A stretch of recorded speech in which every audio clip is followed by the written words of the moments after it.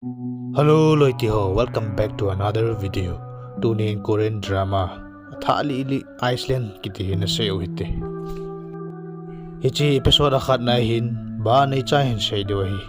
Ay leto simju say pantaw ite. Masang lai chun thilate le pathin de yong hi lung khat na na lengo vinahi. Ay la chu chi so theipun amwa ka kina na hum pha chun thilate chu meidi la le lu nin hum tawe. Hichi thilate chon hong po dowa boina sim kit na lo devin pathin te chon acha te som li hin khu phalin sung in a simovin len ta ta in hiti chon damun mai del gate maya chon thoi na simovin akam den ta ve hi ahin la pha chom ga lovin thilate cho hong po dovin leisi na boina hong sim pan ko kit ta ve hichi yo chon Jeju Island kiti yong ki mo nahi nu pa ki cheng tha li li ni hi lim ki kap dingai photo shooting ai hung ho na hin hiti chun photographer pa limka pa chun hichigama legends meets thi ho ui sei tu simo cha sei pin hiti asong tum kitung ho chu dol harabang kiti hin hi cho ko ma chu limka mai chi riu he tin mul sang ta kha chu chol tai na hong hlei to win lim ki kap na mun chu ong hlung ta ve na hi hiti chun lim kap na mun chu ong hlung ta ve nei la chol ta ong hlei zo wang chun amun chun no ma sa thlei le ovin lim ki kap ding chu athanom hle ta ve na hi lim ka panyong camera ho setting ho an keyboard tu ka chun amani yong akoma ver hon chu aga ave hon ne hile anu masale honin chule yuwa song tum kitung ho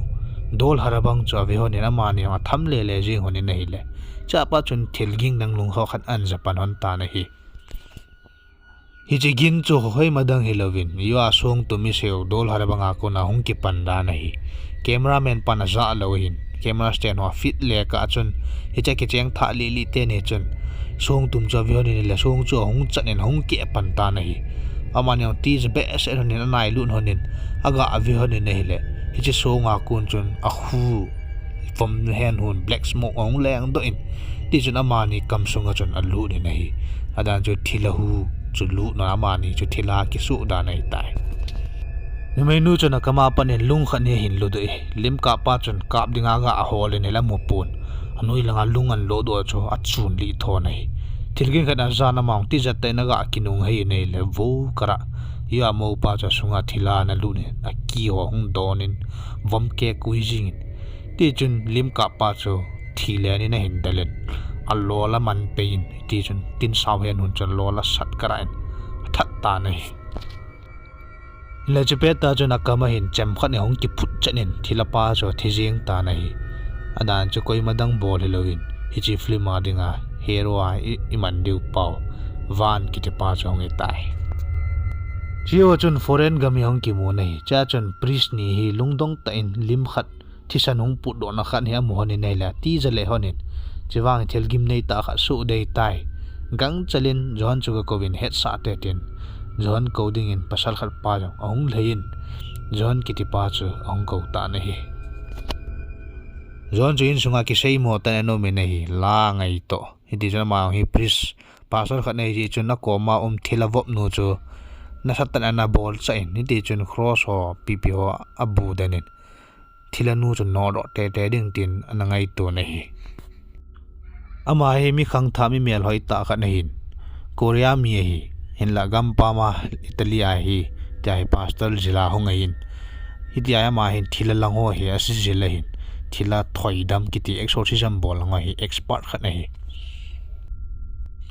John long iti chun priest pa ko ma chuna chi phein ipi thu lom lom mi tam gang chala ne hin ko ten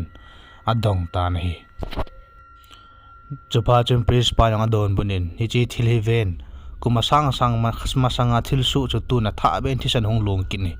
lima hin vela chun pasal khan in mei khat ho phangta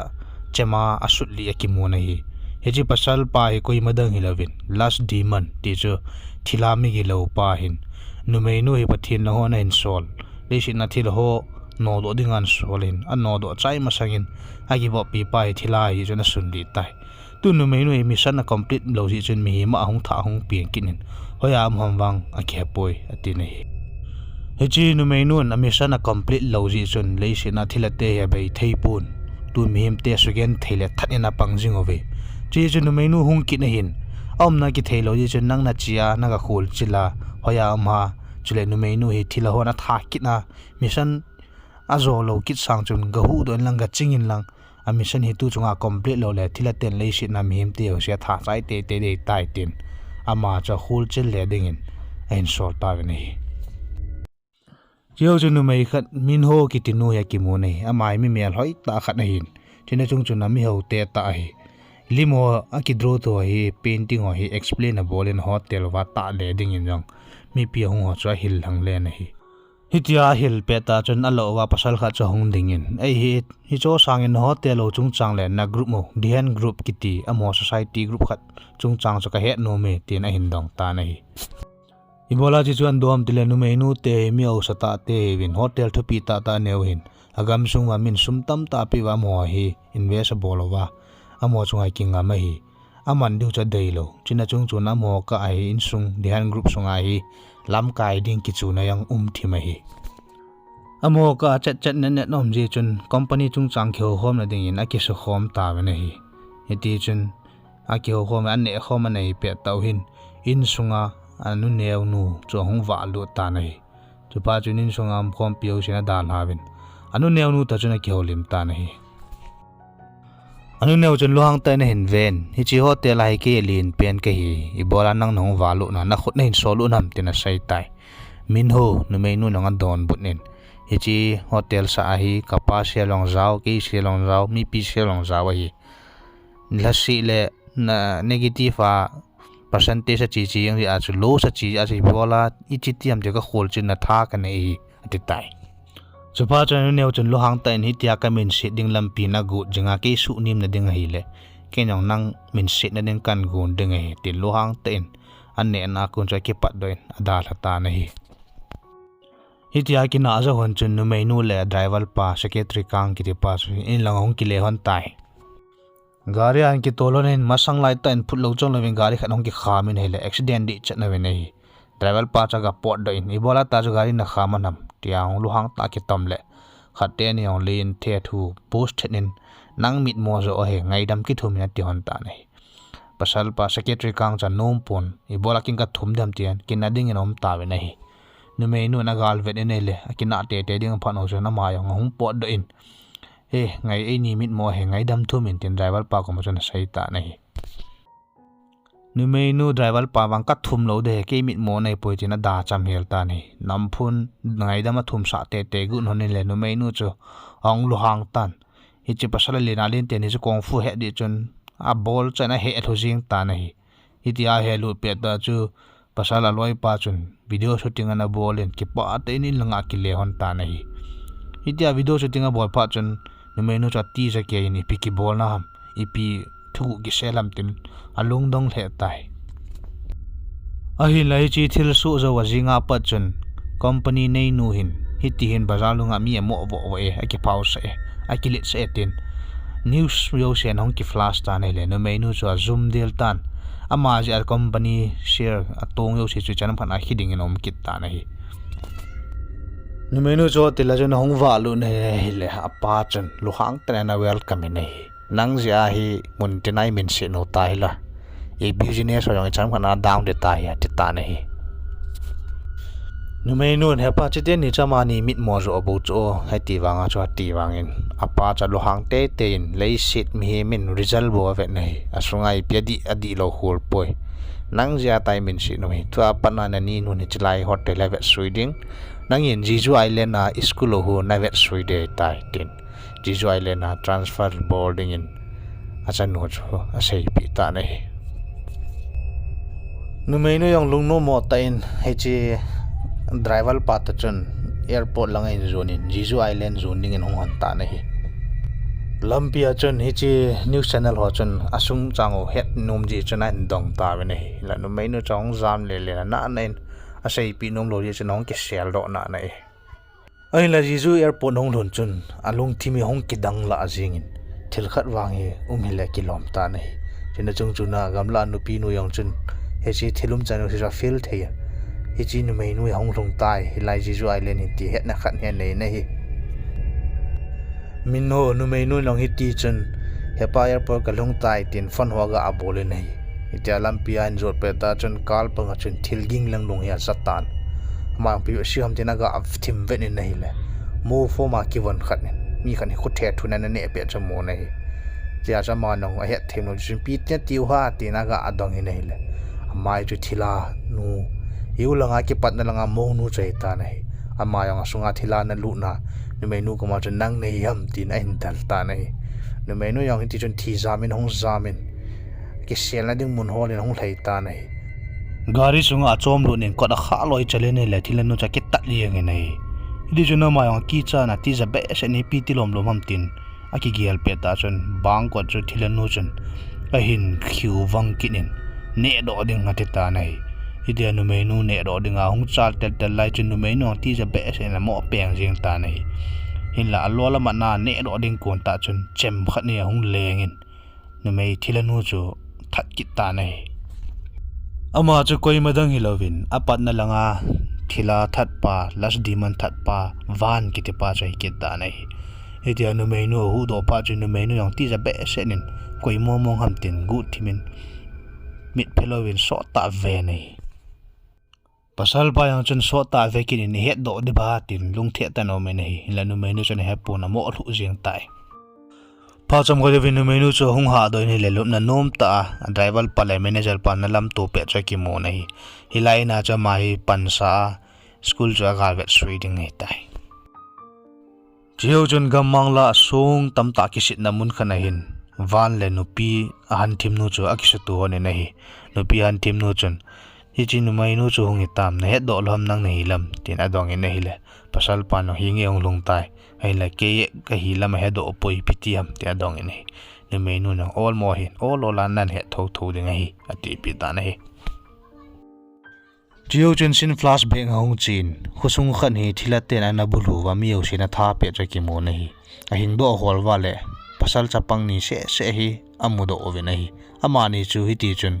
temple buddhist ki hona mun chu na hin pui ta ve nei hi chi temple chun hi chi buddhist mong pa ch alin pen pa chun hi mu ya semin apathian ko ma cha taw ta nei along tup khan hi chi la pi ding ati nei a hin la nu pi yu anu chun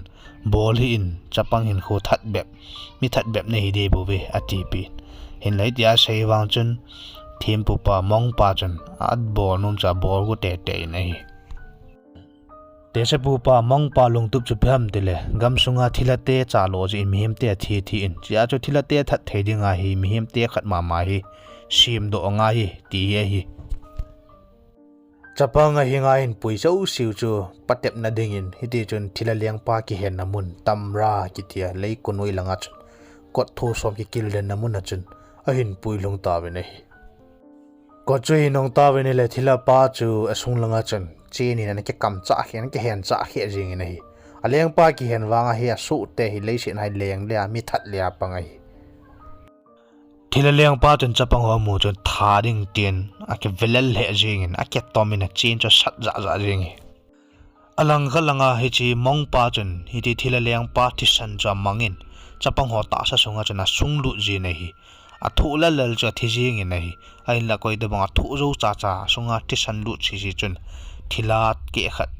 chule mihim ke khat a ki suin hi ti chun thilo thatin a pangji ta we nei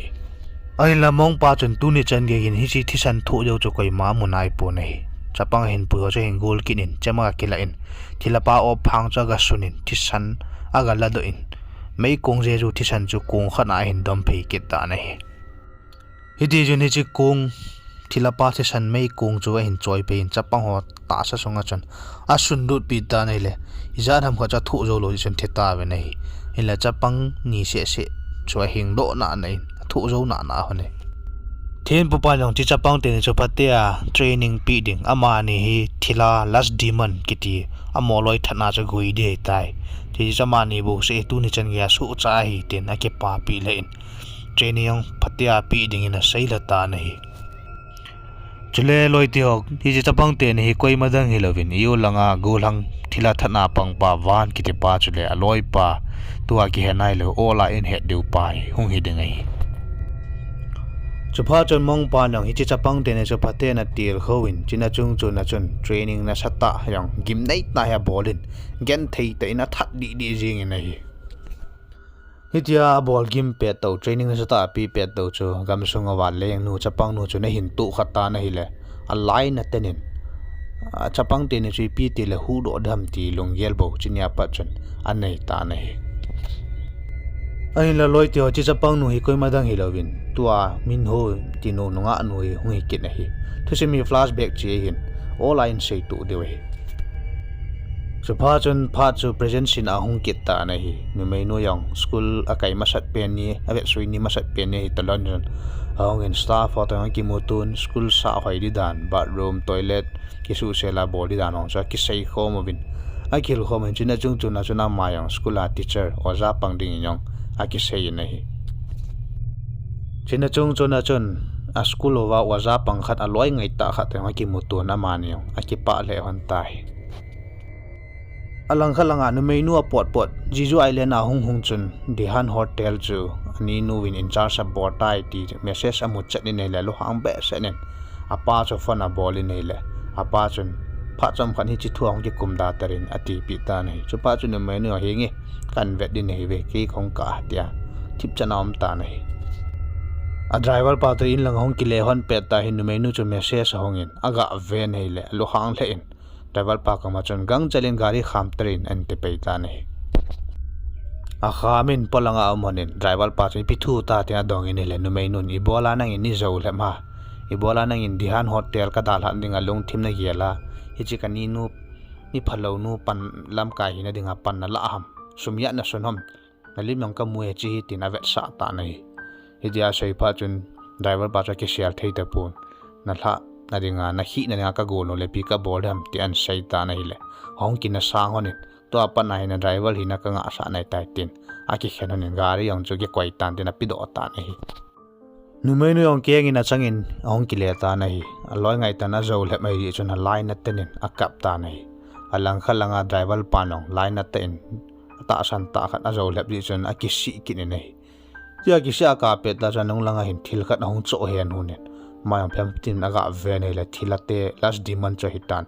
akam zunga chun alu nin amayang chu thila su ta nei alang khalanga nu menu yang ke nga hong le gam la ai chun a ki hong cha ta nei china chung chun thilgin ya zain